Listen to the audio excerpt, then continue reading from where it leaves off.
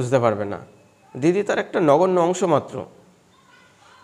রাষ্ট্রশক্তির সঙ্গে কিছুই করা যায় না। রাষ্ট্রশক্তি বিরাট বড় ব্যাপার। আমাদের একটা লাইফ টাইমে, একটা জীবদ্দশায় আমরা রাষ্ট্রশক্তির বিরুদ্ধে কিছু করতে পারি না।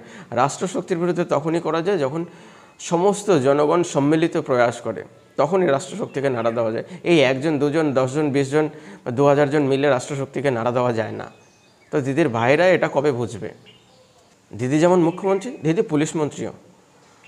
তাহলে এই দিদির পুলিশ শাহজাহানকে যে কদিন পেরেছে লুকিয়ে রেখেছে, তারপরে তো এই পুলিশই দিদির হাতে তুলে দিয়েছে। কত নাটক করার পরে এখান থেকে পেয়েছি, ওখান থেকে পেয়েছি, সেই দিদির পুলিশই ইডির হাতে শাহজাহানকে তুলে দিতে বাধ্য হয়েছে।